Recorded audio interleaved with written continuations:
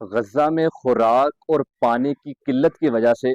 بھوک اور پیاس سے مرتے ہوئے بچوں کی اگر آپ مدد کرنا چاہتے ہیں اور اپنے مسلمان بہن بھائیوں کو خوراک فراہم کرنا چاہتے ہیں، ان کو پینے کا پانی فراہم کرنا چاہتے ہیں، تو آئیے میں آپ کو اس ویڈیو میں ملوا رہا ہوں دو ہیروز سے جو درس نظامی کے طالب علم ہیں، ایک دینی ادارے میں پڑھتے ہیں، ساتھ ساتھ ایک وہ عظیم فریضہ سر انجام دے رہے ہیں کہ وہ غزہ میں ادھر اپنے حلقہ احباب سے امداد اکٹھی کر کے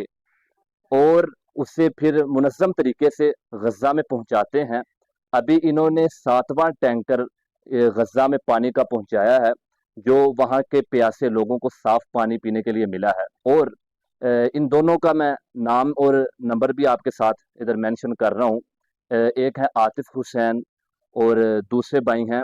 ابو ذر صدیقی۔ آپ ان سے رابطہ کریں اگر آپ اپنے وہاں موجود مسلمان بھائیوں کی پیاس کو بجھانا چاہتے ہیں، خوراک ان کو مہیا کرنا چاہتے ہیں، کسی قسم کا بھی تعاون کرنا چاہتے ہیں،